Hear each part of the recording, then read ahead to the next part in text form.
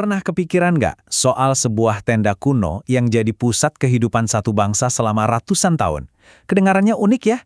Nah, hari ini kita bakal kupas tuntas makna tersembunyi di balik kemah suci yang ada di Alkitab. Dan semuanya itu dimulai dari satu ide yang wow, radikal banget tapi juga indah. Yaitu keinginan Tuhan untuk nggak cuma ada di atas sana, jauh, tapi benar-benar mau tinggal tepat di tengah-tengah umatnya. Oke. Ini dia perjalanan kita untuk beberapa menit ke depan.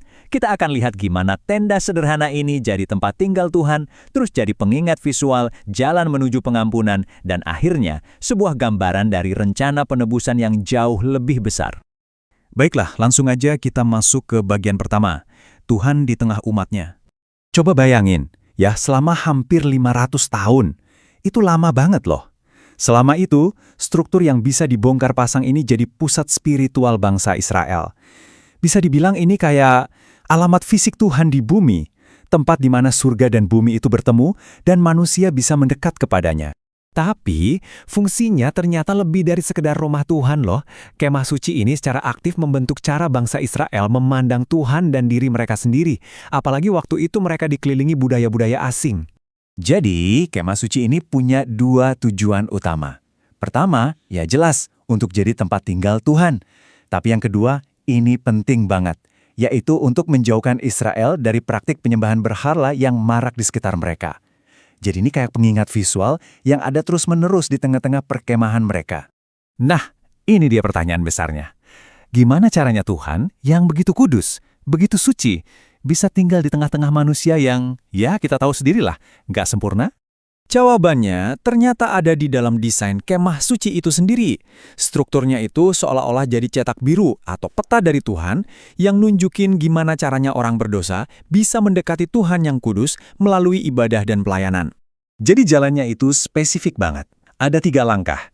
Pertama, harus ada korban persembahan. Kedua, harus ada perantara, yaitu imam besar.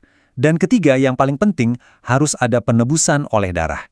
Ini nunjukin kalau kita nggak bisa seenaknya aja datang ke hadapan Tuhan yang Maha Kudus. Ada aturannya, ada jalannya.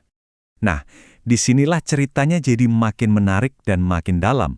Semua ritual, semua benda di kemah suci itu ternyata bukan cuma buat zaman itu aja, semuanya itu kayak petunjuk.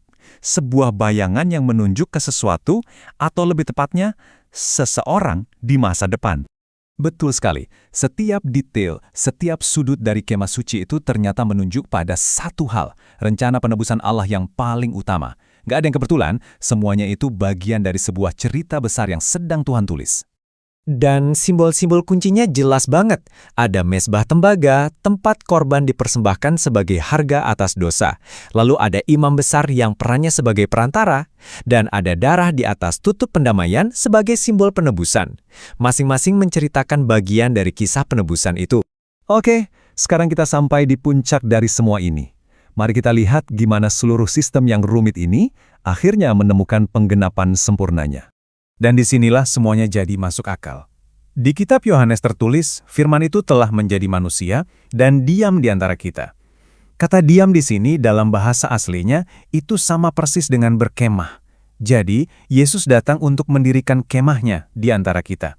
Persis seperti kemah suci. Jadi kalau kita bandingkan, kemah suci itu ibarat bayangannya, dan Yesus Kristus adalah kenyataannya.